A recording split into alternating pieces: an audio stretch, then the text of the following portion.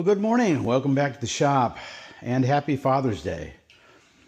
You know, it's in the spirit of Father's Day, I thought we'd do this episode. It is not going to be the typical episode where we work on some project or another, but rather I thought what we would do is spend a little bit of time talking about this workbench, which is kind of the focal point of the entire channel. A lot of stuff happens in and around this workbench, and this workbench, I think, as I have alluded to before, has a special meaning to me because this workbench is my dad's workbench, and it was actually built for him by his father, my grandfather, when my dad and my mom bought their first house.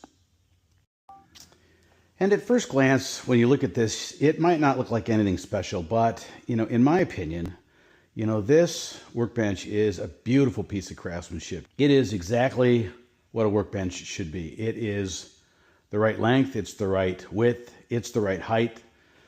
Every workbench I've ever stood at, it's a poor substitute to what is in front of us right here. This workbench just feels right, and it works. I mean, if nothing else, this workbench works perfectly. As you can see, it's got 12 pretty good sized drawers.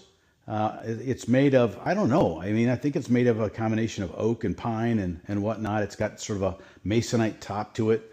All these are 2 by what is it? 2 by 8s, 4 2x8s, with some masonite on top of it. This piece, I don't believe has ever been changed out, but you could put a new piece on there.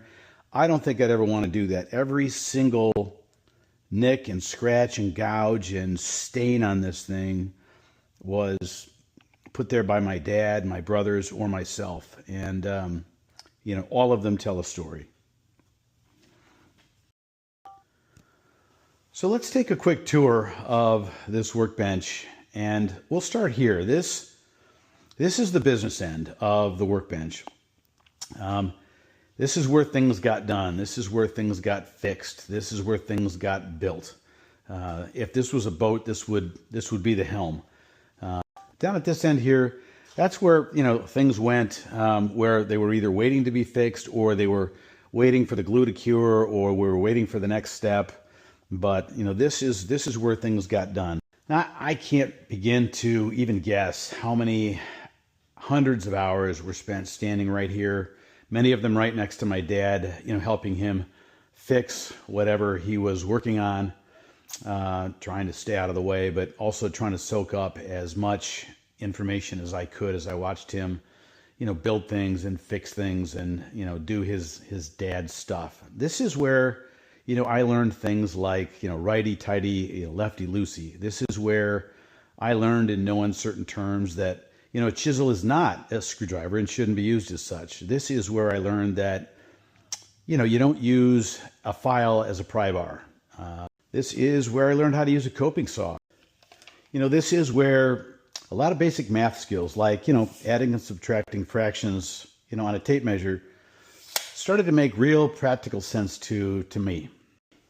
So there were a lot of lessons learned here along the way, some spoken, a lot of them unspoken. Most of the time, we didn't even realize that we were learning them, and I don't think that my dad intended to be teaching. Although, if a teachable moment came along, he wasn't above, taking advantage of that opportunity to show us something, to teach us something, to impart some wisdom, but that really wasn't the focus here. The focus was on getting work done, just like this bench, which is a big reason why this bench means as much as it does to me.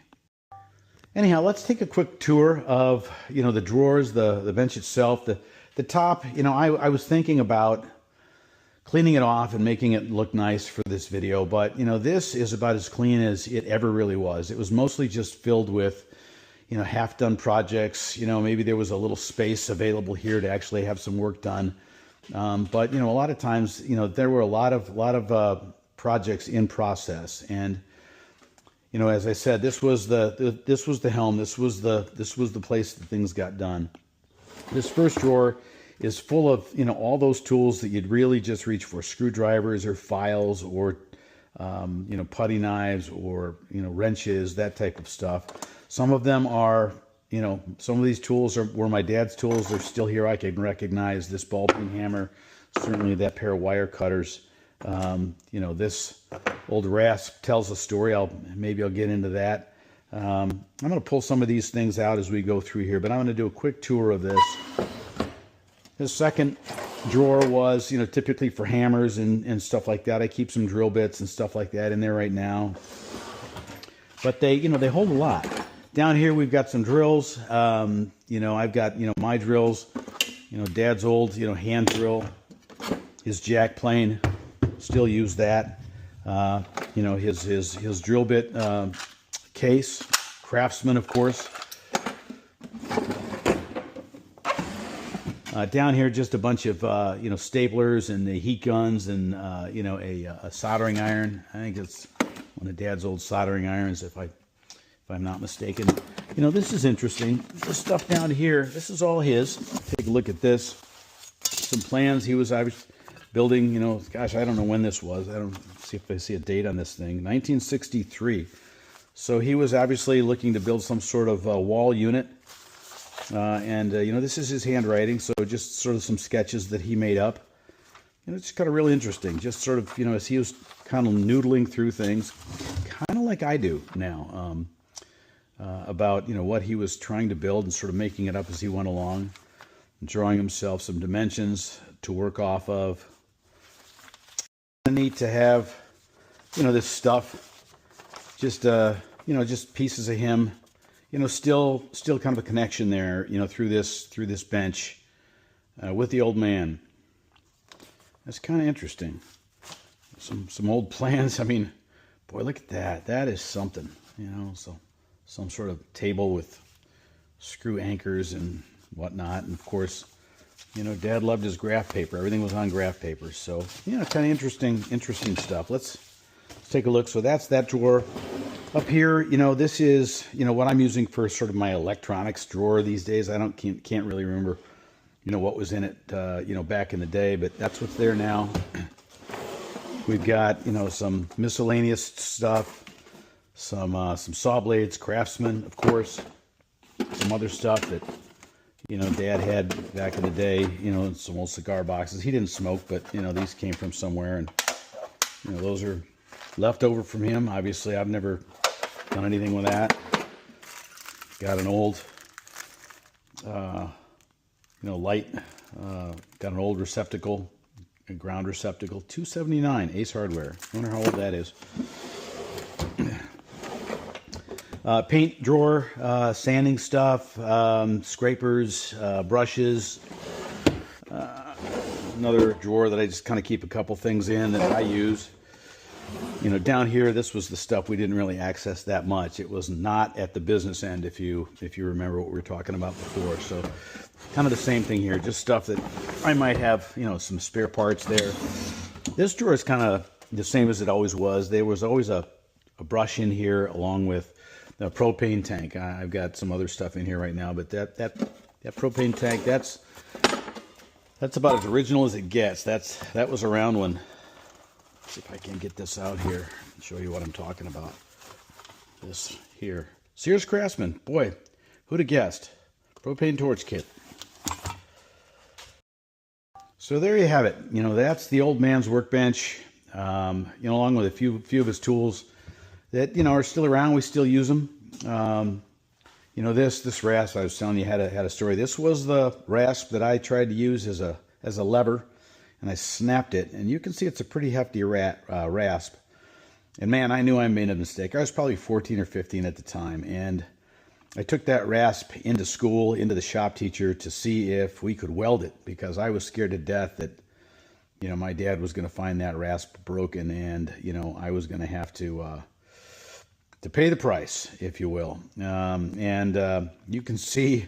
He said, I don't think we can, that's not the kind of metal you can weld. It's just too brittle.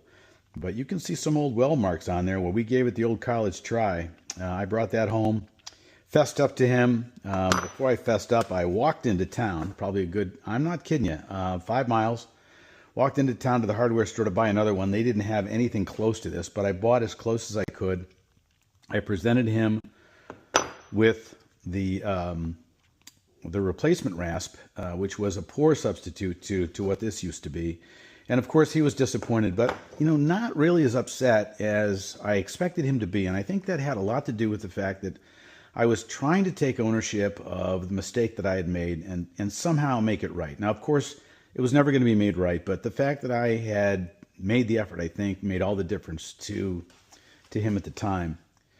And, really, made all the difference to me too. So I didn't catch the full strength of his wrath, just a little shake of his head and God, when are you going to learn?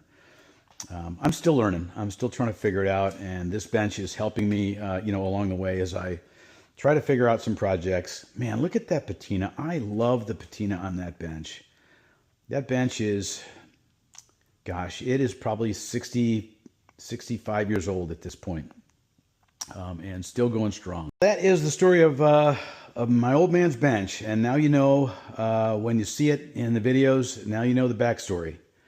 Anyhow, speaking of, next episodes, I hope to see you there. I appreciate you being here for this one. I hope you enjoyed it. I know that I did, and we'll catch you later.